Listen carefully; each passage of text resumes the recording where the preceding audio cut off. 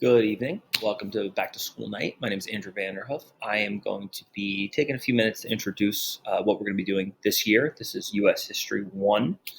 The primary focus of this class is between the years of 1876 to about 1945. I'll go into the specific details of the curriculum and themes and other aspects of that over the course of this presentation.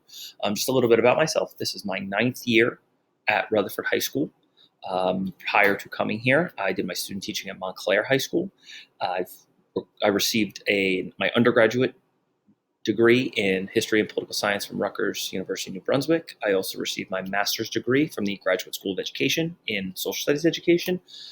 Recently, last spring, I was able to complete my second master's at Rutgers Newark for political science through the James Madison Foundation. History is absolutely my passion. It's something that I've always kind of been interested in, even when I was a student. So I'm really happy to be here. I'm really happy to be teaching it.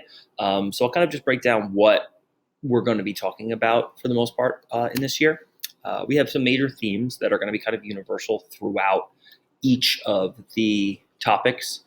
For example, we're talking about the concepts of manifest destiny and the establishment of, the United States from ocean to ocean. The establishment of Pacific and Atlantic and the connection in the middle between those two things. That's something that we've talked about thus far in school this year. We'll also talk about the expansionism outside of American soil, the acquisition of Puerto Rico, Guam, and all of these other aspects of American imperialism that allowed for the expansion of American influence in the world. We talk about the development of industry. The industrialists, Carnegie, Rockefeller, J.P. Morgan is kind of what our focus is going to be in the beginning. And we'll talk about the influence of that, the pros and cons of this vast expansionism.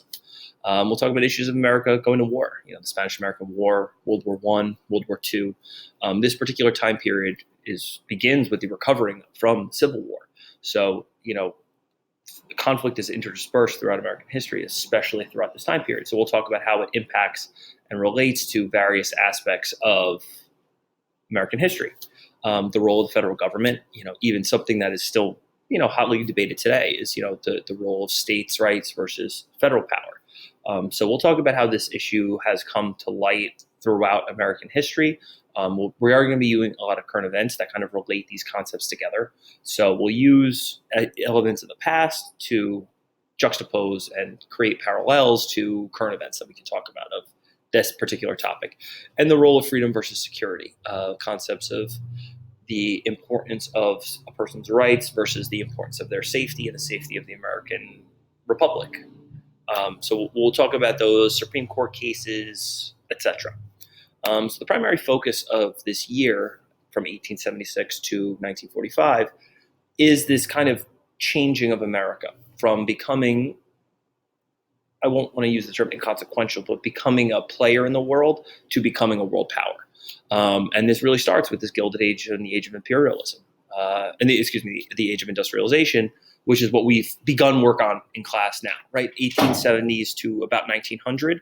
And how those changes come to reflect and, create a brand new America that is ready to join the ranks of the world.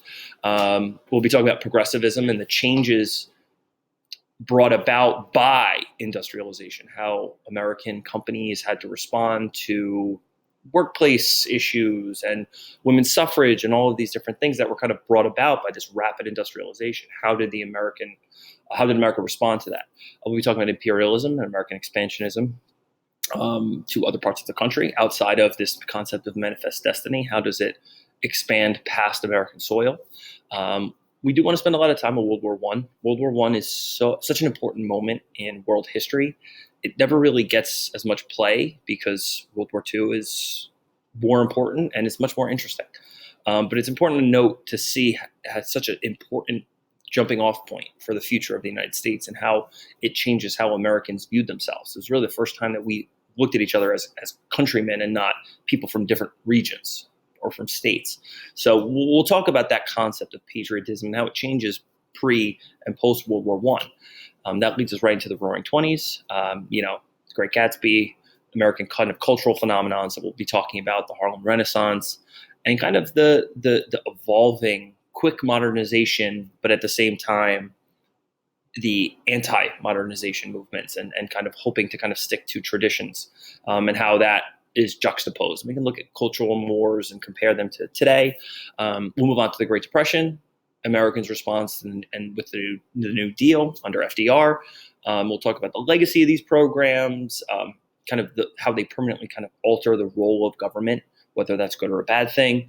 And we'll analyze, kind of what those things look like today if they still exist. These those 6 units take us about, we do about 1 unit every half quarter.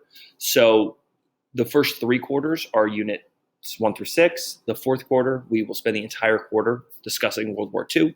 The first unit will be looking at the war as it happens, conflicts, battles, etc. And then the second half will be looking at like what's going on in America, the domestic front, the concept of what a total war is, and how, Liberty Gardens and bonds and Rosie the Riveter, and how the average American's life was impacted living here, and we have access to a ton of local museums who have great access to, local artifacts of things of Boy Scout troops and Girl Scout troops who are like, what were they doing to help with the war effort, to kind of give students an understanding of like, you can really take a picture in time and see how these global events impact us at a local level. So hopefully, depending on what the world looks like by the end of this year, we'll have either access to some of these things, have guest speakers come in, etc. Overall, that's a pretty basic synopsis of the class. My syllabus is posted on Classroom. All of your students have been able to access it. We went over it together on the first day of school. So it is there if you have any questions. Hopefully you've seen it before this conversation. If not, my email is there as well, avanderhoof@rutherfordschools.org.